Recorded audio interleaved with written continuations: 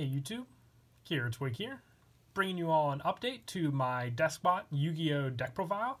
But actually wanted to do an update to this deck for quite some time now, and I know a lot of you have requested that I actually do an update to the deck, so finally able to bring it to you all. It's a really fun deck. The whole point of the Deskbot deck is to just utilize all the different numbered Deskbot monsters for different effects that they have that really help to work together with the deck, and then just utilize all those for some very big, powerful plays, boosting up each other, and then just maybe even synchro summoning and some other extra deck plays as well for the easy special summons they can do. So let's go ahead and get started with the deck profile.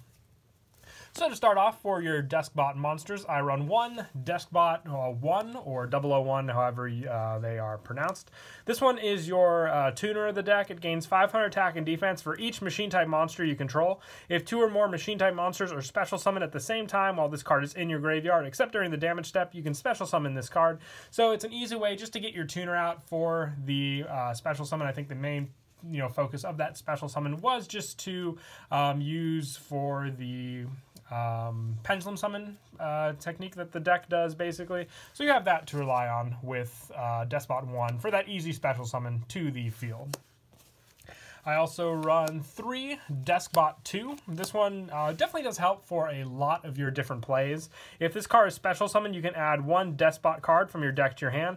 All machine-type monsters you control gain 500 attack and defense, except this card. So that's another thing about the Deskbot monsters. They all have different sort of attack and defense boosts depending on the effect. So Deskbot 2 is just able to boost up all of them except itself, and then just an easy search when it's special summoned. So you have plenty of ways to special summon this card out to the deck as well.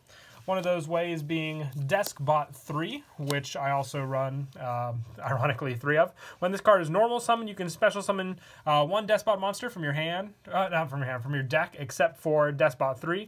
And once per turn, during either player's turn, you can target 1 Deskbot monster you control. It gains 500 attack and defense for each Deskbot card you control until the end of this turn. So it's another boost effect. The special summon works very, very well for Deskbot 2, just being able to get out that search effect when you special summon this card. So 3 of this card, it's also one of the only Deskbot monsters that relies on just a normal summon for its effect. So just remember that with 3, you have to normal summon it to do it. But the boost effect is also very helpful with this card as well.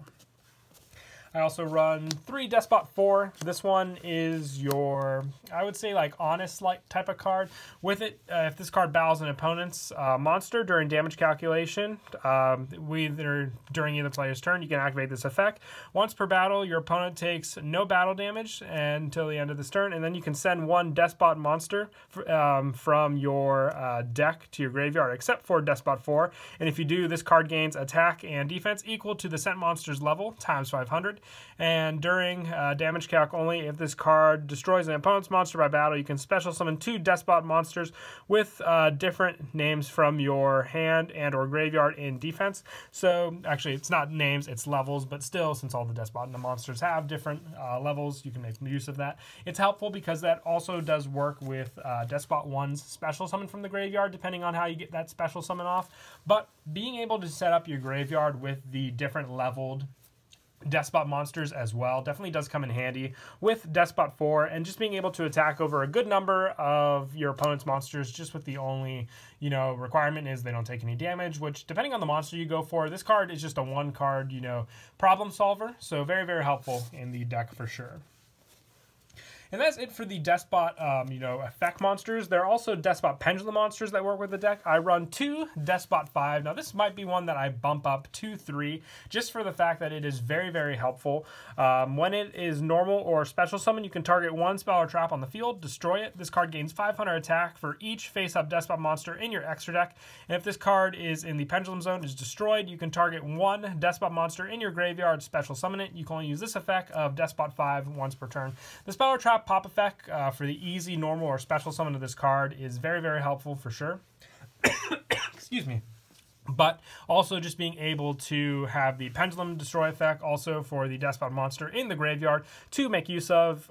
Definitely comes in handy a lot with this card. It's also your scale 10 with the only requirement being you cannot Pendulum summon monsters except for Deskbot monsters, and this effect cannot be negated. It's not really too much of a setback since all the monsters you really would ever want to special summon in this deck or Pendulum summon are the Deskbot monsters. So if need be, you have that Pendulum summon option available to you with your other scales, which are one scales, the one being Deskbot 6, which we run 2 of as well. If this card is normal or special summon, you can target one monster on the field, change its battle position.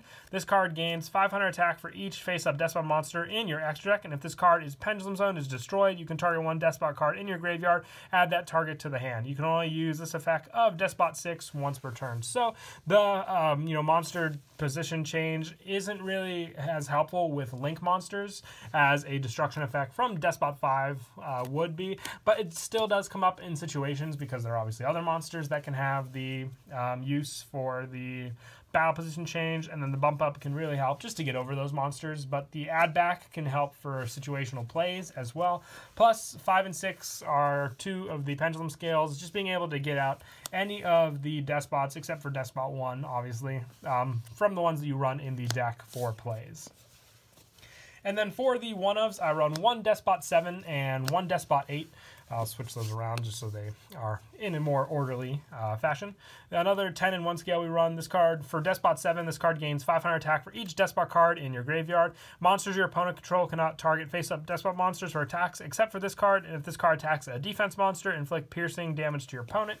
So it's good for the piercing and then the easy buildup of attack. Just one of those running for each of these, just because also with Despot 8, this card gains 500 attack for each Despot card in your graveyard as well, and your opponent cannot target face-up Despot cards with cards effects except this card, and this card can make up to 2 attacks on monsters during each battle phase. So they're good. They don't really help take care of a lot of your opponent's issues, but they're good boost up, cards for power wise. So it's like one reason I like to run one of each. Also just for the additional buildup of Despot monsters in the deck. And then for the final Despot monster, I run Despot 9. This is your big powerhouse monster in the deck. It doesn't really have any special summon restrictions, so if you can get this card out to the field, you can even special summon it with Despot 3 if you can. Once per turn during your main phase, you can make this card gain attack equal to the combined attack of all Despot monsters you currently control, except for Despot 9. Until the end of your opponent's turn, only this card can attack the turn this effect is activated. If this card battles, your opponent's card effects cannot be activated until the end of damage step, and if this card be destroyed by battle or card effects, you can destroy one Despot card you control instead. So I like it. It has the capabilities for easy special summon. The reason I run 2 in the deck is just because of the fact that if your opponent takes care of one and you don't have any graveyard answers to special summon this card back, just being able to grab another one off of Despot 3 definitely does come in handy. If you want to run just one of this would be the card I would take out for a third Despot 5 for that option. But I like 2 in the deck. It definitely does help.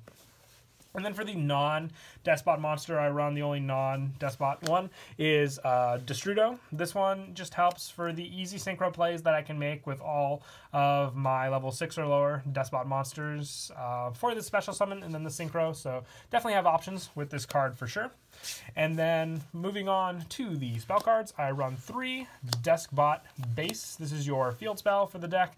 All Despot monsters on the field gain 500 attack and defense, and once per turn you can reveal any number of Despot cards in your hand, shuffle them into the deck, then draw cards equal to the same number. You can also banish 9 Despot cards with different names from your field and or graveyard, except for Despot Base, to shuffle all cards from your opponent's hand, field, and graveyard into the deck. Now the last effect isn't going to happen as often, so but if you can get it off, it's quite impressive, and you should have, a big advantage to your opponent. But the shuffle effect is good because any number of Despot cards, you can even shuffle back Despot Base if it's in your hand, since you only really need 1 on the field. So being able to do that is very helpful as well. And I also run 2 Terraforming. This is just for easy search for that card. And back to the reasoning that you can just mill through the deck and then just have the options for, easy special summon afterwards. I also run 3 Machine Duplication. This is just because all the Despot monsters can be 500 attack or less, so with the ones we're running multiples of, getting off the special summons can definitely help to extend your plays as well. Same goes for Infernal Reckless Summon. I run 2 of this card as well, just for when exactly one is specialed, so very helpful with Deskbot 3 as well, just being able to get out multiple ones afterwards to have multiple uses as well.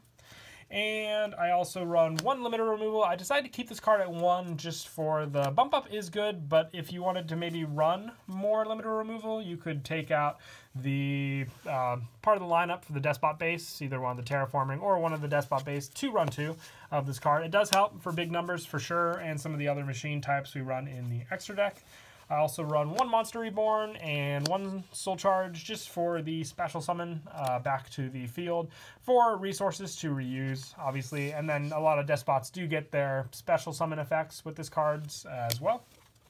Same for the 1-for-1. This is for Deskbot 1, just to be able to get it onto the field for easy special summon. Then just putting some of the Deskbots in the graveyard can obviously be reused as well.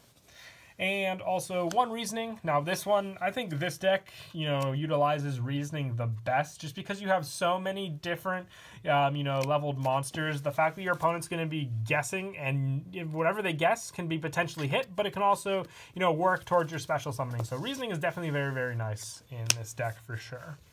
And I also run 1 Foolish Burial and 1 Dragon Shrine. This is just for sending for Deskbot 1 most of the time. And this one is for Destrudo, so I can have it in the graveyard to use for its special summoning. And that is it for the spells. Moving on to traps, I run 2 Call of the Haunted and 2 Back to the Fronts. This is just going back to the special summonings. They're very, very helpful depending on what Deskbots I special summon back, but very helpful with any of my plays as well. Situation-wise, sometimes with the attacking, Call of the Haunted comes in handy, and with Back to the Front, the defense, just can help to get them in the defensive position and then have their boost up attack and defense powers, depending on which one I special summoned, obviously. And that is it for the main deck. Moving on to the extra, I run 1 Deskbot Jet. This card just helps with easy special summoning, gains power boosting, and then target a Deskbot card you control, destroy it for the special summon from your deck, and then you can target 1 Deskbot and card you control and 1 face-up card on the field, destroy them. You have options with Deskbot Jack for power-wise, then just taking care of issues as well. A big synchro monster for sure, but it just needs 1 tuner and 1 or more non-tuner monsters, so you can get that option available to you with some of the tuners we run in the deck. It definitely does come in handy. Also, 1 Naturia Beast and 1 Naturia Barkion. All the Deskbots are Earth monsters, so easy to get these out with your Deskbot 1 as the tuner as well. I also run 1 Balmung for the easy special summon and easy synchro for the level 4 option. 1 FA Dawn Dragster, once again another good synchro to make use of in the deck. Also 1 Omega. 1 Moonlight Dragon. This can be Black Rose Dragon as well. I just like this one. Has that option available to you. And 1 High Speed Roid Chambara. This card is a machine, so you have the limiter removal option available to you with this card as well. And for the Link monsters, I run 1 Link Karibo. With Deskbot 1, I see this happen a lot more than often. Just to be able to get in the graveyard, then go for some other plays, and then have this Link Karibo option available. Definitely does help. I also run 1 Mrs. Radiant, 1 Underclock Taker, 1 Akashic Magician, and also 1 Topologic Trisbana, 1 Saryuja, and 1 Bomber Dragon to finish off the Link monsters. Now, the one thing I thought of was Clifford Genius. If you wanted to run Genius, I would take out either Underclock or Akashic for it, just for the fact that you do get some options with the special summon at the same time with Genius to its arrows, so if the situation does come up, it definitely is helpful. But it's only if you want to run it and take out one of the other Link 2 options. But that is it for the deck profile. I hope you all enjoyed the video. Was definitely happy to finish off this deck and give you all an update to it. It's definitely a fun one and also pretty budget as well if you want to give it a shot. Until next time, please don't forget to leave a like and subscribe. And Kira Twig out.